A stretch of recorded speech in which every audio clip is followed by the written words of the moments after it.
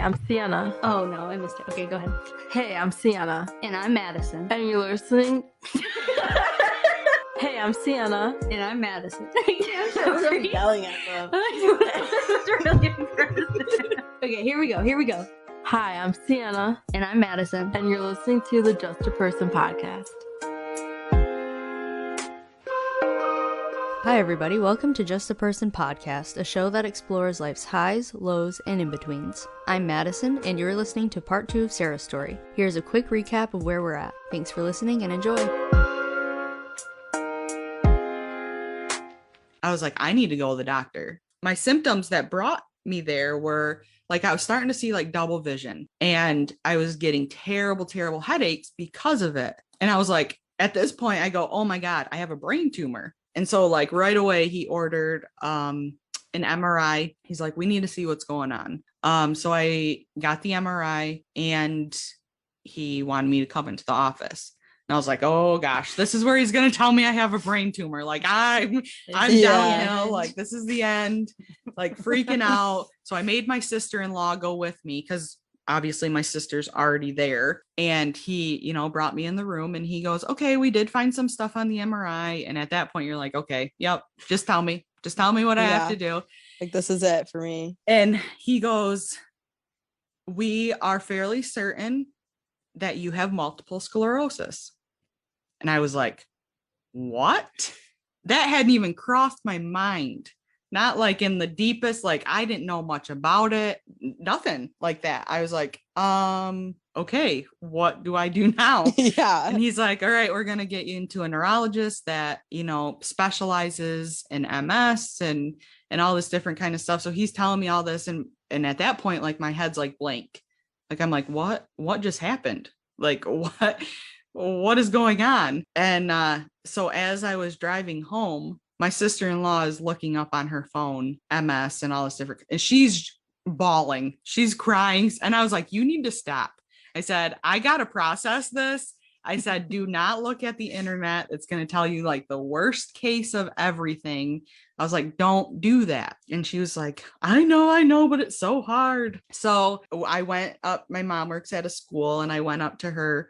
And she's like, oh, how'd the doctor go? Like all different stuff. And then that's when I just like broke down. And I'm like, he says I have MS. I don't know what to do. And of course that upset her. And then she's like, I have to finish. Crying. Yeah. She goes, I have to finish work. And she's like, go to your grandma's. Grandma will comfort you. And like, so we went to grandma's and we waited for my mom to get out of work because I was crying. Because I was like, I don't know anything about this. Like, I don't know anything about this disease. And like, I had just went to school. Like I was looking for jobs at that point. I was like, what am I supposed to do now? And before I even went to the neurologist, they had called and said, we got to get some tests before you come in here. One was a spinal tap. So they had to get my spinal fluid, which of course went wrong.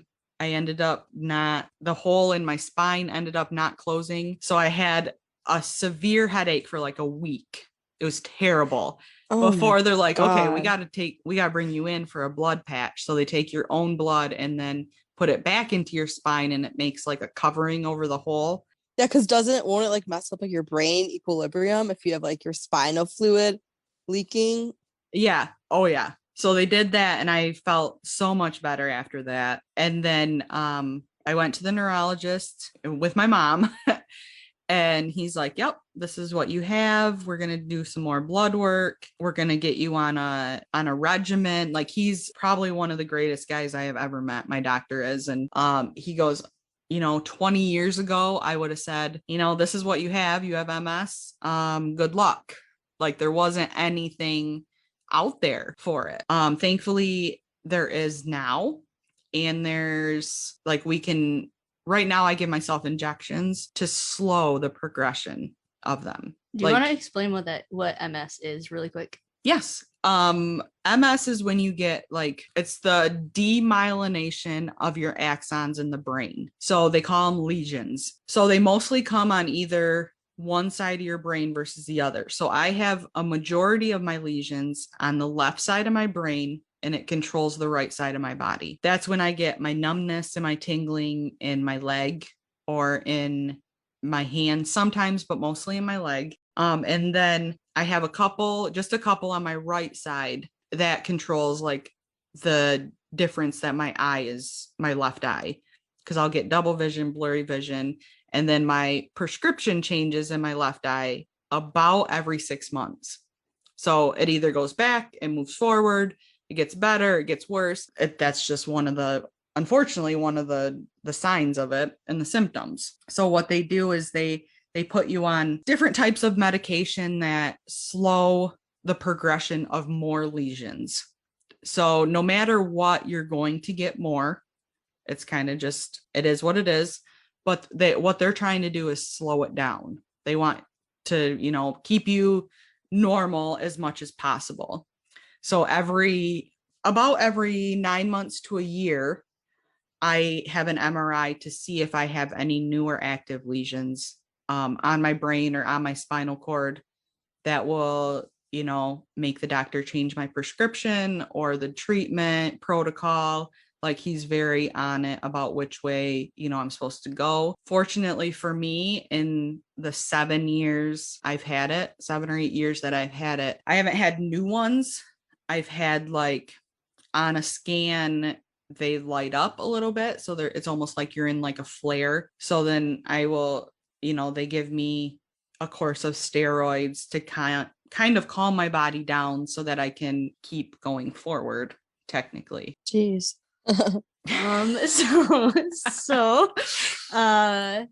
I think something that, well, there were a few things when we were talking about this that you want to talk about. So number one, I think something pretty common, anyone with like a chronic lifelong illness, I think that affects your life so much.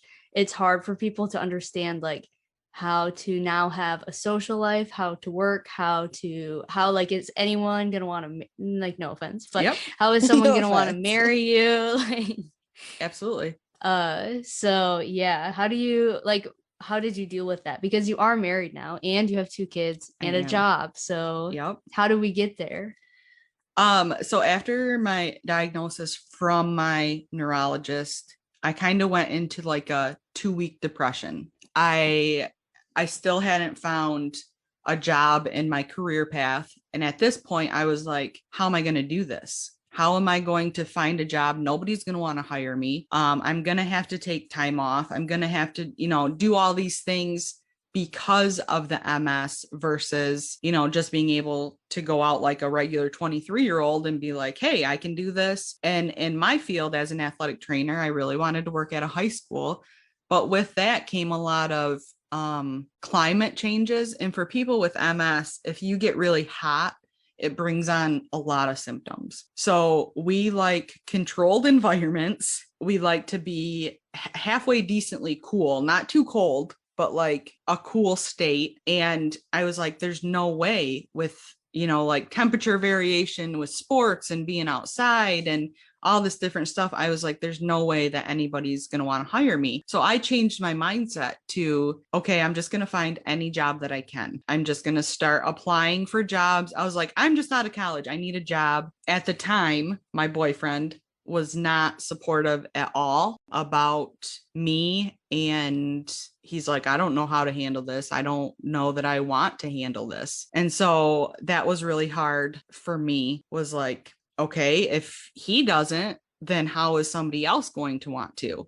I finally, it was probably probably 6 months, 7 months after I was diagnosed, I got a call from a athletic trainer that I've known for a really long time. And he was like, hey, we have a job opening. I really want you to come and apply for it. And I was hesitant, but I was very open with him about it. And I was like, hey, this is what's going on. He's like, nope, we still want you to be able to work, do all that kind of stuff. And I was like, oh, okay, sweet. Like, cool. So I got a job at a high school and I was like, this is great. Like, this is perfect. But then the relationship I was in ended. So that was really hard. So I put my, everything I had into work. And for that time, for about, I would say 2 to 3 years, other than my family, I didn't want anybody to know because I didn't want to be treated differently. I didn't want people to see me differently. I didn't want them to see me as weak because I really, like, just looking at me or talking to me, you wouldn't know.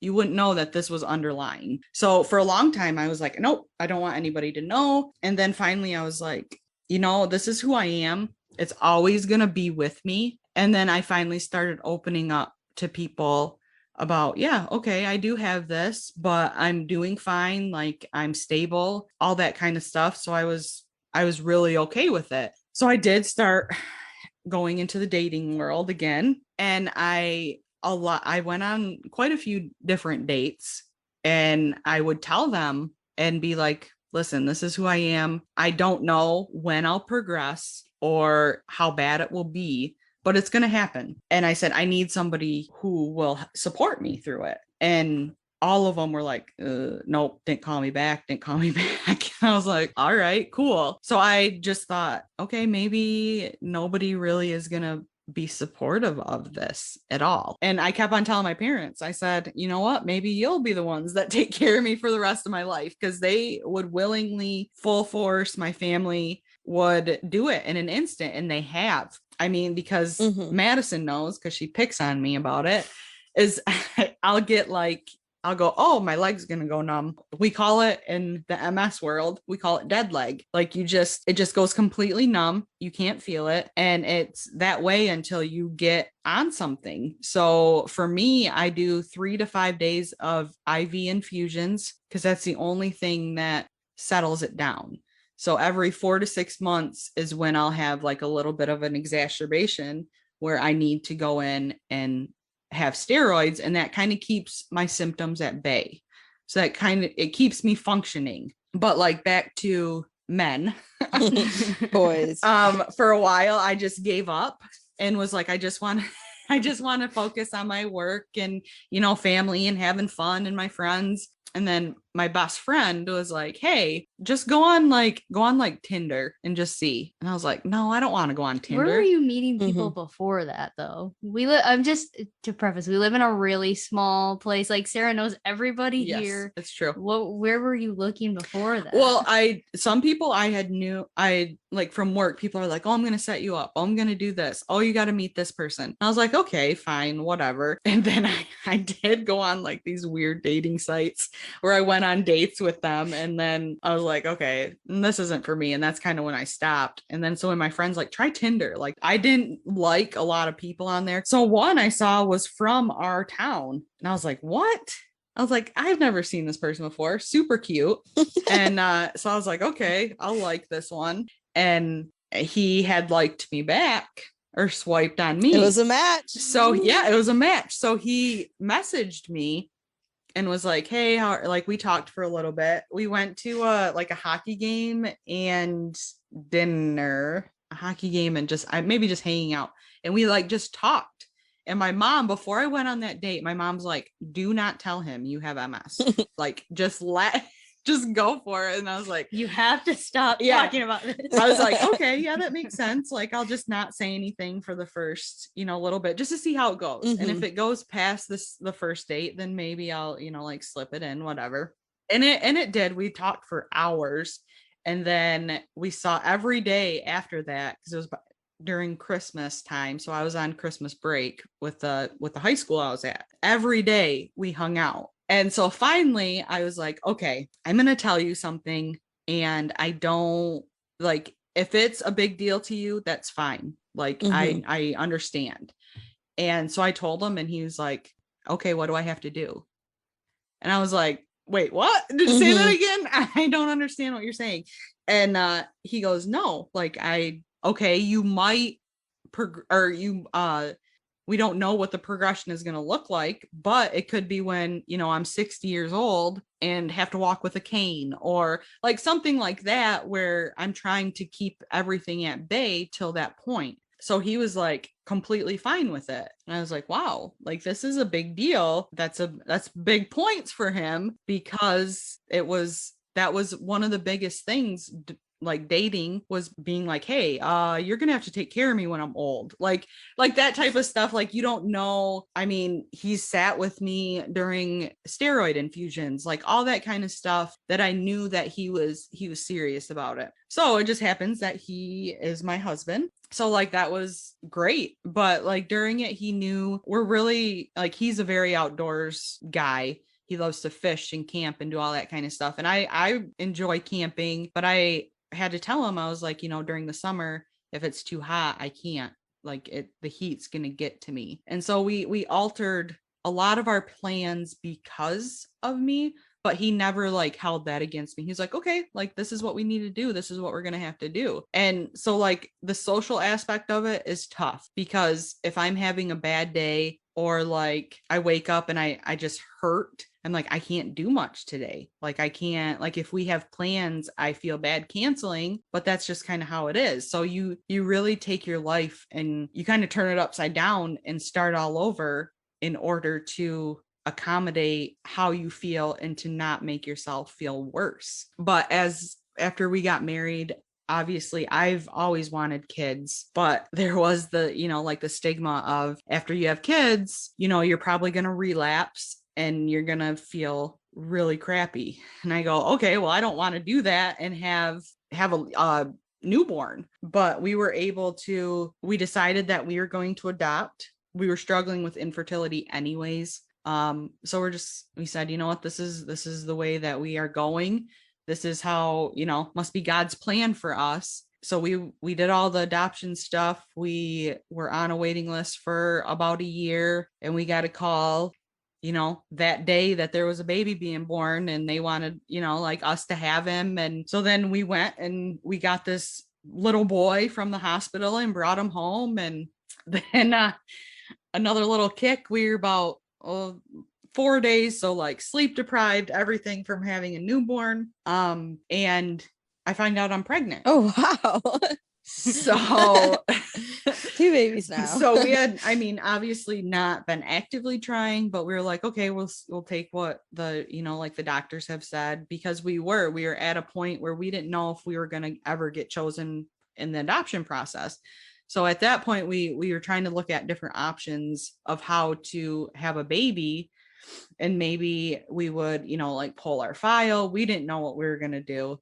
And then we get this call for this little boy, this baby. And then 4 days later, we find out we're pregnant. And we're like, what is going on? Like, this is crazy. And then it goes back to, okay, during pregnancy, the medication that I'm taking for my MS is not safe. So you get off of that right away and you're not on it. But also during pregnancy, for people with MS, you feel your greatest. I felt amazing during pregnancy. I've never felt so good. And people are like, you're crazy. Like, it was so hard, like throwing up, all this different kind of stuff. I said, no, my body literally felt amazing. And it's because you're making so much extra blood to go through that child and so much different nutrients for them that it's helping your brain. So they're like, my doctor was like, yeah, you probably feel great. And you just keep on, if you could, you have like 12 more kids and you'd feel great for those times. But after I had my baby, about 6 weeks after, I had a big relapse and I felt awful. I did a 5-day course of steroids and just was like, I couldn't function. Yeah. Like, and then that's where it's like, okay, someone has to help me. Like, people have to help me at that point because I'm so exhausted. Like, I can't, like, not only being a new mom, but also having this disease that is like, literally feels like you're dying at that point in time.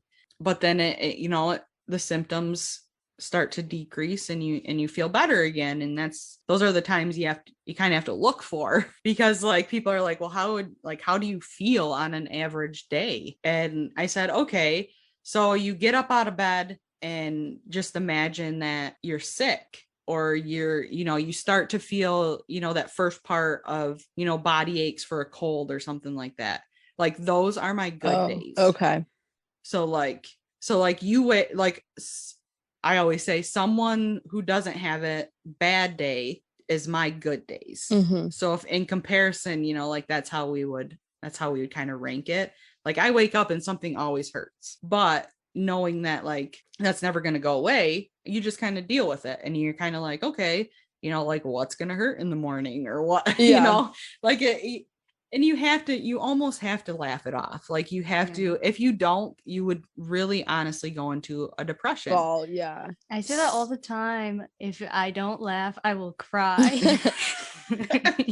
And it's true. And there's some days that I let it get the best of me. And I'm like, this is, why me, blah, blah, blah, blah, blah. And I'm not that kind of person. I say, okay, I have a challenge in front of me and I'm going to take it head on, and I think just seeing that I am married and I have 2 kids and I have a job that I go to every day, I think is kind of proof that I'm not just going to ball up in my bed and let it just get you down. Because I could, like, there's no reason for me not to, other than I have an awesome support system, and being able to be a mom and be a wife is something that I've wanted forever. So it really is, like I said, I have the hard days that are really hard, but the good days outweigh those. So you kind of have to look at, okay, well, that was a really good day. And I'm, hopeful that I'll get another good day soon.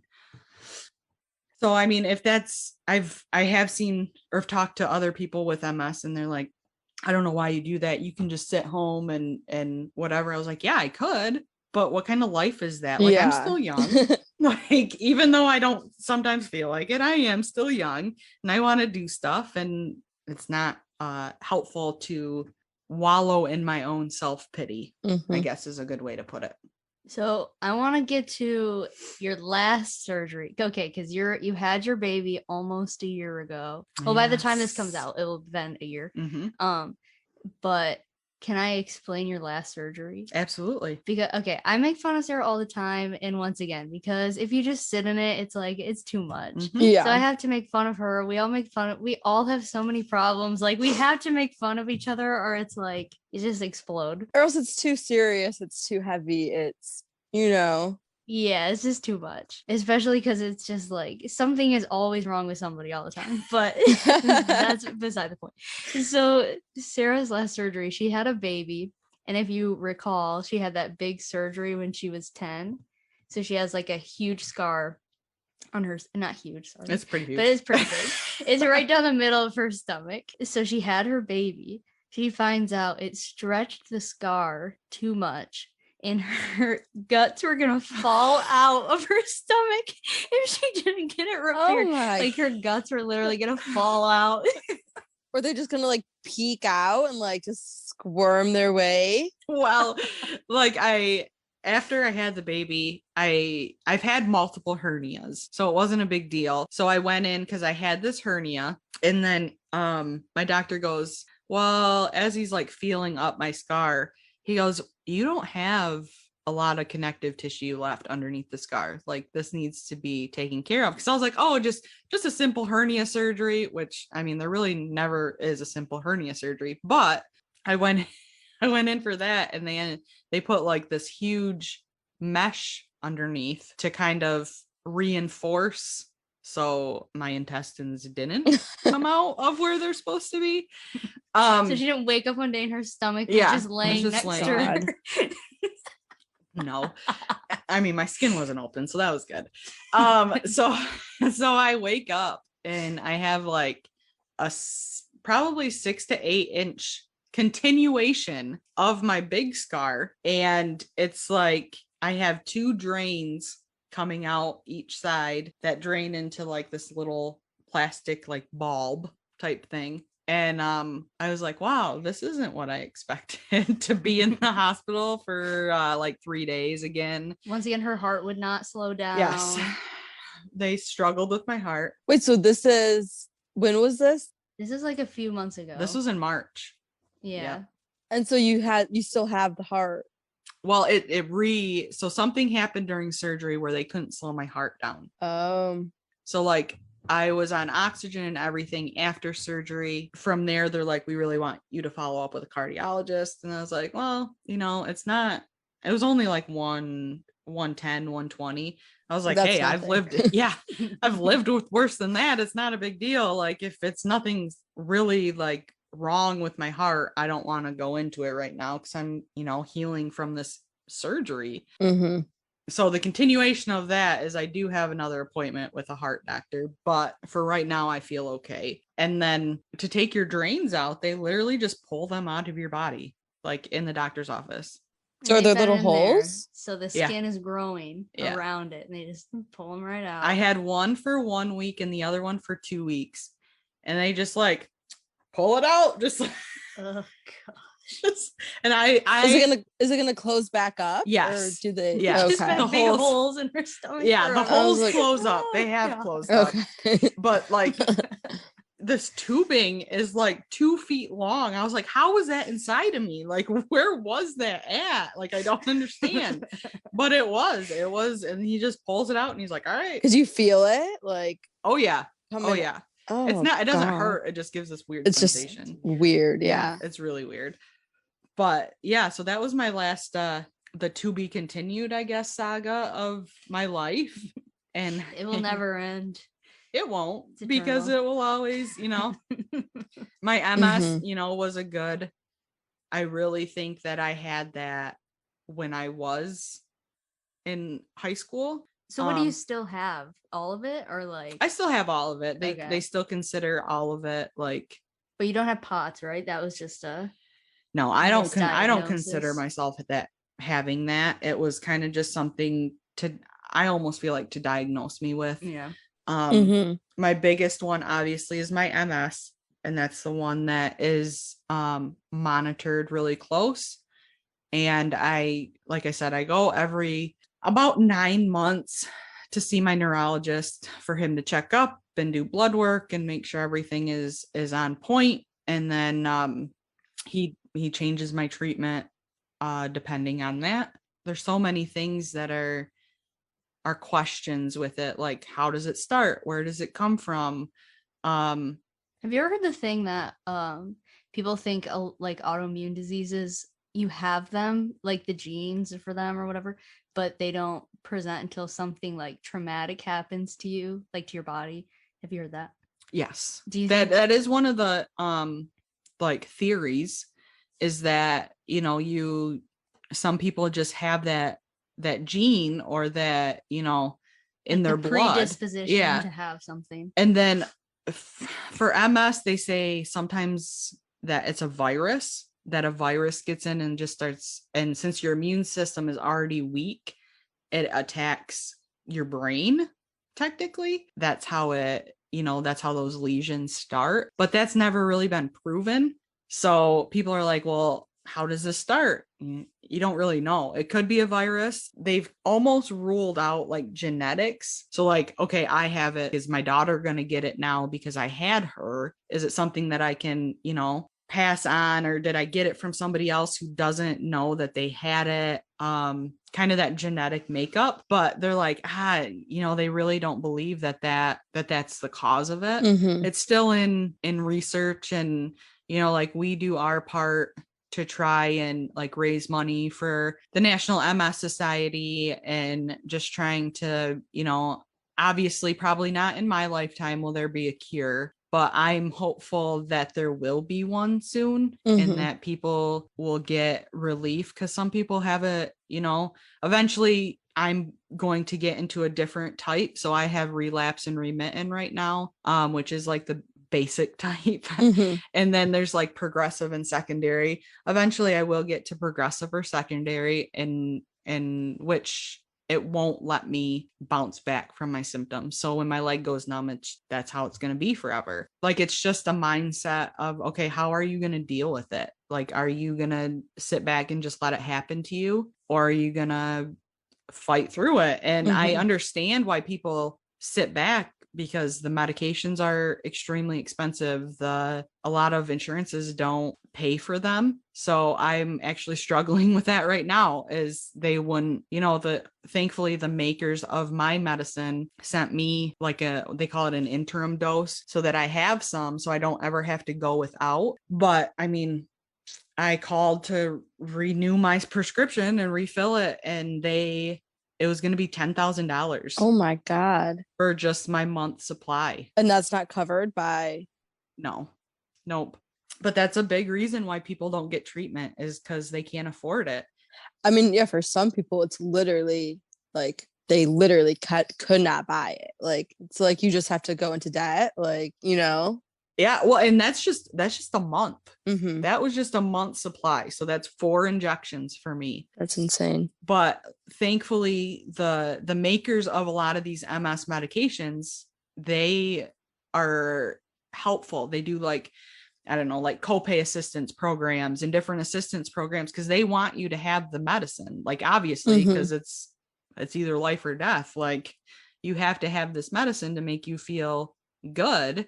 And they help, thankfully, with that. And so then when my insurance kicks in again from switching jobs, hopefully they'll pay for a little portion, and then the company will actually pick up the rest, thankfully.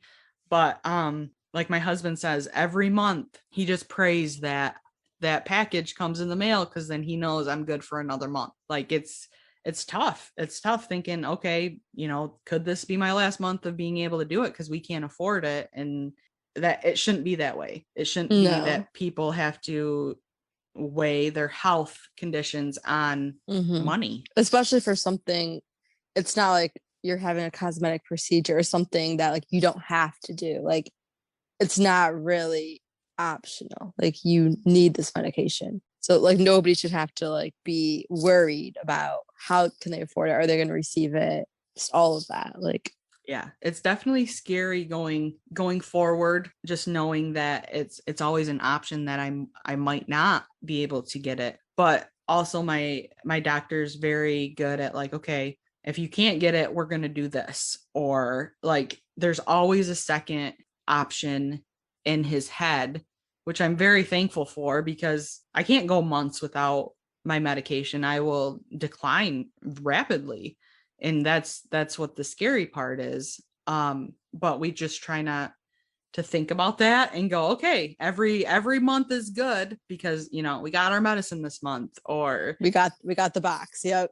Like, yeah, it's like that. We got the goods. We got the goods. It's in the on the porch. And so it's really, yeah, it is. It's crazy how your life changes like that. Oh gosh, it's just, I feel like that was just so much. Like, that's probably one of the most like crazy stories. Just like, actually, Sarah was probably the biggest reason that I wanted to even do this in the first place, because we've been talking for a long time about making like a documentary, or she wants to write a book. So just like making something for her to like say her story, because it's so much. And I've never met someone that's gone through so many things all the time that are so, you take one thing, and I don't know how to say this, but like, I say a lot that anyone can be on here because everyone has at least one big thing that's like changed their life and they can talk about it. But for Sarah, that's like every other year she has like something that someone would consider like huge, monumental, like life-changing. Yes, but it's all the time. But for her, it's just life. Yeah, it is. Right. Yeah, it's just another day. Like, it's another day in my life. And I said, and it's not to just be like, oh, this is what happened to me. Like, I don't want any sympathy or anything. I want people to be able to learn. Like, I want people to know that this stuff is out there, and you might not see it on someone, but they're going through it. Like, that's why I'm so, like, I work with patients now, and I'm just so trying to be really nice and courteous, because you don't know what they're going through. Like, that's the hardest part, is like, oh, you're fine. You look fine. Yeah, it's not a disease you can see. Yeah, and my thing, I was really on like a high horse about it. Like, I was like, I need to write something, whether it's just like the second half of my life, because that's when all of this came into play. Is that people, like, when I was diagnosed with MS, I had no idea what it was. I didn't know how it was going to affect my life. Like, I had to learn all that along the way. And I also want people who have been recently diagnosed to know that they can have a life. Like, they don't have to stop their life because of this diagnosis. Like that was my biggest thing, because for a while I did. Like I said, afterwards, I was like, I'm just going to lay in my bed. My mom and dad will take care of me, like all this different kind of stuff. Cause I was like, this is it. I'm done. But then like, I'm a very, like our family in general is very faithful family. We go to church. We believe, like we just have a lot of faith in God, that he is the one that, you know, is bringing us to all these things. And so I just, you know, people are like, you could be so mad at God right now. And I said, I could, or he's just trying to say, hey, let's try to get over this. Let's, you know, I'm giving this to you because I know that you will make it real and you'll make it known and help other people. Like I've told Madison before, when we've wanted to do, like I said, the podcast and how I wanted to be on here, or like the book or documentary or something. I said, if I can just get to one person and help them make their life a little bit better, that's all, that would be amazing. Like that's my goal in life, I guess. And that's why I like my job, is because I get to help people and I get to help people feel better. For someone who is diagnosed at a young age with this, I don't want them to give up on their life. Like they have so much to live for, and they can, you know, meet someone like my husband and they can have kids, and you have all these bumps and really big hills to get over, but you get over them and the next day it's a good day. So that's, I mean, it's all how you look at it. It's how you look at it, how you approach it. And I think that's a big reason why, you know, like our family is so close.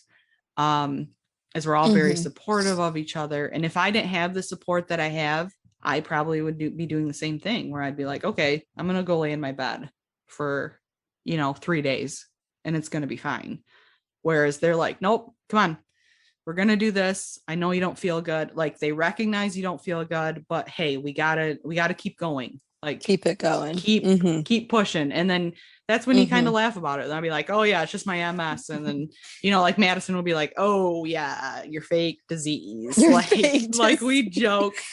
Yeah, exactly. She'll post something about like, oh, it's MS awareness month. And I'm like, don't worry, keep it moving, guys. She doesn't have that. Oh, like, oh yeah, I remember how you have that disease. Just Sarah lying again. Whatever. I bet. See, like you could, I mean, we can joke about it, but you know, if I knew if anything happened, like during this last hernia surgery, my husband was going to have to be home with my kids at night. Madison's like, yep, I'll come up and stay with you at the hospital. Like, I just have that support where if something, you know, in the right time, like we joke about a lot of different things, a lot of stupid things mostly, but we joke and we are able to have fun. But when it comes down to it, we always have each other's back. We always have the support of one another. And I think that's huge in any illness, not just, you know, like MS or any of those. I think in any illness, if you have a support system, you can make it through a lot of different things. And that's the most important thing. Wow. I feel like we could have had you on for like a full season. I told Madison, like, I needed my she own. wanted a full season. I was We like, really, I don't know if I can give that to you.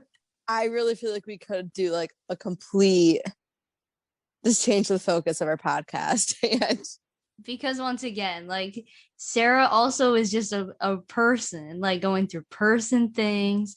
The adoption thing is a whole thing. I mean, there's just a lot of stuff. I asked Madison, I was like, hey, can I talk about the adoption? She goes, we're not going to have time with that. So maybe next season. Yeah. Next season, I'll be back and I will be talking about the ups and downs of adopting. I would love that.